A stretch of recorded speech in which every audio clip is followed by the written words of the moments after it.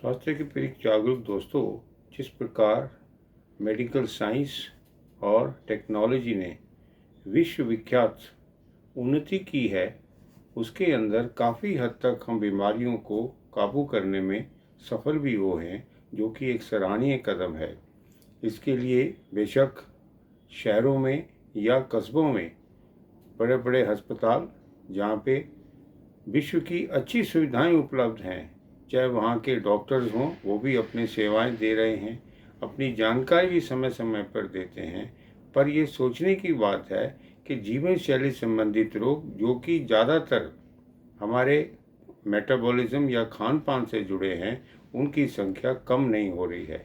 इसके लिए शरीर का भार का बढ़ना या मोटापा होना, डायबिटीज़ होना, ब्लड प्रेशर होना, जोड़ों के दर्द होना, यहाँ तक कि किडनी फेल होना, ये एक आम बात है। इसके लिए हम किसको दोषी कहें, ये भी एक सोचने की बात है।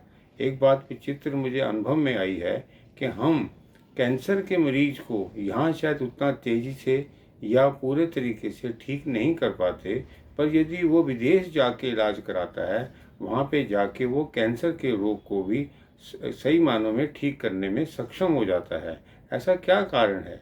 जबकि हमारे देश के अंदर हर तरीके से अव्वल सब कुछ होते हुए भी हम न केवल एक बीमारी से बल्कि दो बीमारी से, जिसको हम कोमॉर्बिड कहते हैं, या कॉम्प्लिकेशन हो जाए, वो भी कोई बुरी बात नहीं है। अक्सर ये आम चीज़ें मिलती हैं, ऐसा मेरा विचार है। मेरा कहना ये है, यदि शरीर का वजन बढ़ता है तो इसके लिए जिम्मेवार कौन है? शायद हम ही हैं। हमारे खान पान में कमी है, हमारा मेटाबॉलिज्म जैसा होना चाहिए वो नहीं होता है। ऐसे ही जो डायबिटीज़ है, ये भी हमारे खान पान से संबंधित है, या ब्लड प्रेशर है, किस प्रकार का हमारा खान पान है। सभी जानते हैं कि जिस प्रकार से आजकल सफ़ेद पॉइजन अर्थात वाइट पॉइजन जिसको कहा जाता है, ऐसी तीन चीज़ें मुख्यतः वर्णन में आई हैं। जैसे मैदा, इससे बने हुए पदार्थ बहुत बहुत सेवन किए जाते हैं। नमक का अधिक से ज़्यादा सेवन हो, अर्थात 1 चम्मच या 5 ग्राम प्रतिदिन से ज़्यादा हो, या इसके अलावा जो चीनी है, इससे बने हुए पदार्थ, बहुत सारे पदार्थ जो बेशक महंगे हैं, कन्फेक्शनरी आइटम्स हैं, या जो स्ट्रीट फूड है, उसके अंदर इन तीन चीज़ों का ही भरपूर इस्तेमाल होता है और रोग से हम पीड़ित होते हैं। जिस प्रकार से मैंने आपसे कहा कि विज्ञान ने तकनीकी के साथ बहुत सारी परिभाषाओं को भी जन्म दिया है, पर हजारों साल से हमारे देश के अंदर जो मेडिकल साइंस आयुर्वेद था, उसके अंदर प्रज्ञा अपराध, जिसको आज की डेट में इंटेलेक्ट एरर कहा जाता है, अर्थात जानते हुए भी हम उन चीज़ों का सेवन करते हैं जो रोगों को उत्पादन करने में या बढ़ाने में सक्षम होती हैं। तो मेरा यही कहना है, यदि हम इन सब रोगों की उत्पत्ति में हम अपने कारणों पे जाएं, जैसे मेडिकल साइंस भी कहती है, किसी भी रोग का निवारण करने के लिए ट्रीट द कॉज, अर्थात कारण का निवारण करेंगे तो बीमारियां कम होंगी। आपको मैं उदाहरण के तरीके से कहूँगा, यदि मीठा या नमक, इसका आम आदमी किस प्रकार निर्णय ले कि प्रतिदिन उसे कितना खाना है, उसको कितनी ज़रूरत है प्रतिदिन, उसकी एलर्जी जो है उसके लिए कितने ये सब चीज़ों की आवश्यकता है, ये एक आम आदमी के लिए बहुत मुश्किल सा है। चाहे वो कितना भी पढ़ा लिखा हो, कितना भी जानकार हो और कितनी भी रुचि रखता हो, ये संभव नहीं है।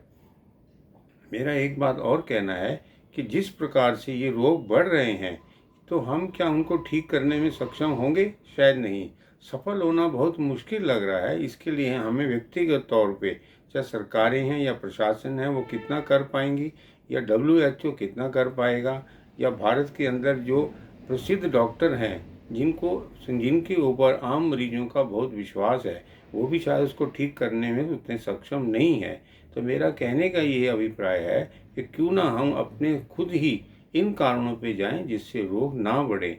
जिस प्रकार से मैंने आपको मीठा, नमक या मैदे का उदाहरण दिया, ये भी एक विचार करने की बात है।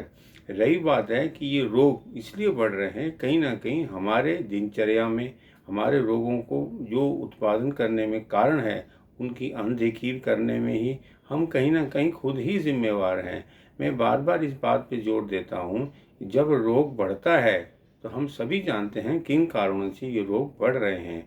क्यों ना हम रोग जब बढ़ जाते हैं, हम डॉक्टर के पास जाते हैं, जब वो सलाह देते हैं आप रोकथाम करिए, इन कारणों से बचें, या साथ में दवाई देते हैं, आपको सलाह भी देते हैं आप वर्जिश करें, सैर को जाएं, अन्यथा बहुत सारी जो चीज़ें हैं जो कि एक प्रकार से रोगों को कम करने में सहायक होती हैं, उसके पालन करने की भी सलाह देते हैं। पर मेरा मुख्य एक बात है कि यदि हम क्यों ना पहले से ही जाग जाएं कि हमें उन कारणों पे जाना ही नहीं है।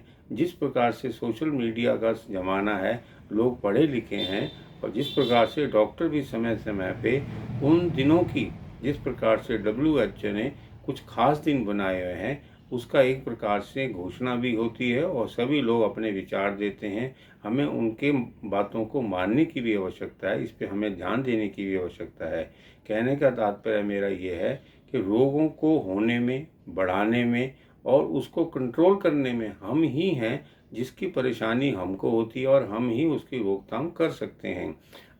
तात्पर्य की बात है, निष्कर्ष कहेंगे तो प्रज्ञा अपराध ऐसा शब्द है जो हजारों साल से हमारे देश के अंदर प्रचलित शब्द था। इसको आप खुद ध्यान देंगे तो मैं समझता हूँ बहुत सारे रोगों से अपने आप को बचा पाएंगे।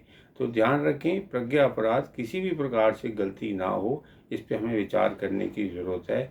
चाहे आप कोई भी सिस्टम की मेडिसिन खाते हो, आपको मानसिक रूप से उन कारणों पे जानना और अपने मानसिक बल को एक प्रकार से बढ़ा के रखना, ताकि आपकी हिम्मत भी बढ़े, आपका मनोबल भी कम ना हो, और आप उस रोग को कम करने में एक प्रकार से सफल रहें और तत्पर रहें या तैयार रहें।